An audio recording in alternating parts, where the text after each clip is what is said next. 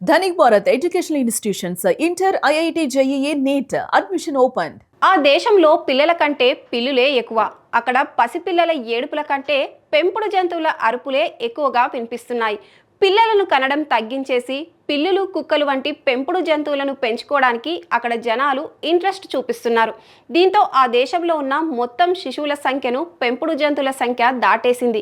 ఇంతకీ ఏంటి ఆ దేశం? ఎందుకు ఆ పరిస్థితి? దేశ విదేశాల్లో ప్రస్తుతం వింత పరిస్థితులు కనిపిస్తున్నాయి. కొన్ని దేశాల్లో వృద్ధుల సంఖ్య విపరీతంగా పెరిగిపోతుంటే మరికొన్ని దేశాల్లో యువత మరియు పసిపిల్లల సంఖ్య ఆందోళనకరంగా పడిపోయింది. తాజాగా ఉదయించే సూర్యుడి దేశం జపాన్లో ఇటువంటి ఆసక్తికరమైన మునుపెన్నడు చూడని విచిత్ర పరిస్థితులు వెలుగులోకి వచ్చాయి. ఆ దేశంలో పిల్లల కంటే పిల్లులే ఎక్కువగా ఉన్నాయి. దీనివల్ల అక్కడ ఉన్న మొత్తం నవజాతి శిశువుల సంఖ్యను పెంపుడు జంతువుల సంఖ్య దాటేసింది. జపాన్లో నవజాతి శిశువుల జననాల సంఖ్య గత ఏడాది భారీగా పడిపోయింది. జపాన్ ఆరోగ్య, కార్మిక మరియు సంక్షేమ మంత్రిత్వ శాఖ విడుదల చేసిన అధికారిక గణాంకాల ప్రకారం 2025లో దేశంలో నమోదైన మొత్తం జననాల సంఖ్య కేవలం 6,71,236కి క్షీణించింది.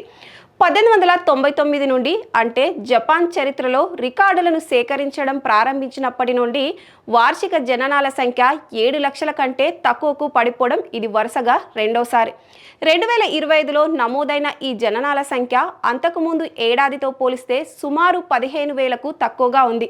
ఇక ఒక మహిళ తన జీవితకాలంలో జన్మనిచ్చే సగటు పిల్లల సంఖ్య, అంటే సంతానోత్పత్తి రేటు దారుణంగా 1.14కి పడిపోయింది. ప్రాంతాల వారీగా చూస్తే రాజధాని టోక్యో వంటి ప్రధాన నగరాల్లో ఈ రేటు అత్యంత తక్కువగా 0.96గా ఉండగా ఓకినావాలో గరిష్టంగా 1.52గా నమోదైంది. అసలు జపాన్లో జననాల సంఖ్య ఇంతలా తగ్గడానికి బలమైన కారణాలు ఉన్నాయి. జపాన్ సంస్కృతిలో పెళ్లి చేసుకోకుండా పిల్లలను కనడం చాలా అరుదు.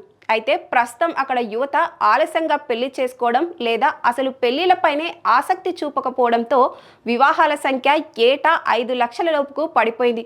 దీనికి తోడు విపరీతంగా పెరిగిన జీవన వ్యయం, పిల్లల పెంపకానికి అయ్యే ఖర్చులు మరియు ఉపాధి అవకాశాలలో అనిశ్చితి వల్ల యువత కుటుంబ నియంత్రణలకే మొగ్గు చూపుతున్నారు.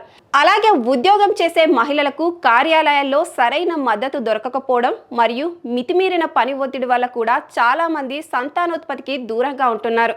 ఈ పరిస్థితి ఇలాగే కొనసాగితే జపాన్కు మున్ముందు అత్యంత తీవ్రమైన పరిణామాలు తప్పవని నిపుణులు హెచ్చరిస్తున్నారు.